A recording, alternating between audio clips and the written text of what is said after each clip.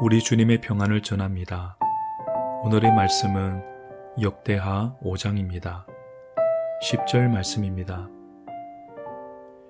궤 안에는 두 돌판 외에 아무것도 없으니 이것은 이스라엘 자손이 애굽에서 나온 후 여호와께서 그들과 언약을 세우실 때에 모세가 호렙에서 그 안에 넣은 것이더라. 솔로몬은 성전을 건축한 뒤에 언약궤를 성전으로 옮겼습니다. 그때는 초막절이었습니다. 초막절은 이스라엘의 3대 절기 중 하나로 광야에서 장막을 치고 살았던 시절을 기억하는 절기입니다. 솔로몬이 성전을 봉헌했던 때는 이스라엘 역사에서 가장 부요했던 시기였습니다. 그런데 백성들은 그 화려한 성전 앞에서 초막을 치고 절기를 지켰습니다. 이것이 전해주는 메시지가 있습니다. 그것은 광야의 영성을 기억하라는 것입니다.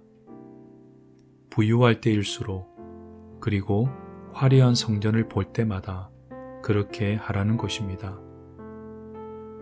내가 지금 누리고 있는 축복을 감사하는 길은 그 축복이 어떤 과정을 통해 나에게 왔는지를 아는 것입니다. 그래야 축복을 당연하게 여기는 실수를 범하지 않게 됩니다. 솔로몬이 성전으로 옮긴 언약궤 안에는 두 돌판 외에 아무것도 없었습니다. 본래 언약궤 안에는 3가지 물건이 있었습니다.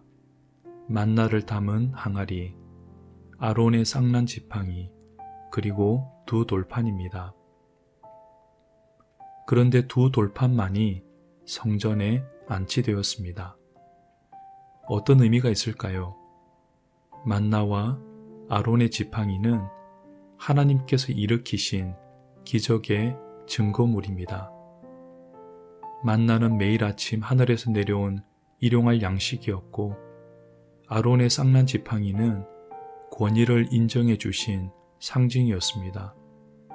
그런데 이러한 기적의 증거물들은 다 사라졌습니다.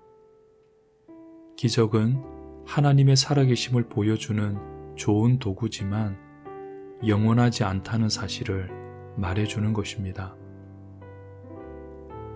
우리의 신앙 여정을 돌아보면 광야를 지나는 시절이 있었습니다.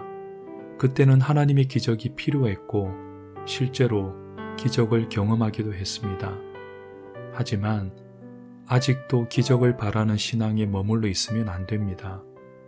기적은 우리를 하나님의 말씀으로 인도하는 안내판일 뿐입니다.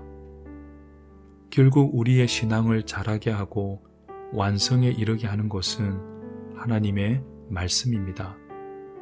이것이 언약궤 안에 두 돌판만 남겨두신 이유입니다. 여의도 순복음교회 조용기 목사님이 어제 별세하셨습니다.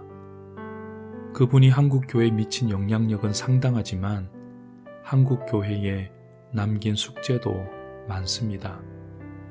목사님은 삼중 축복과 신유 사역을 앞세워 예수 복음이 가난에서 벗어나게 해줄 수 있다는 희망을 갖게 했습니다.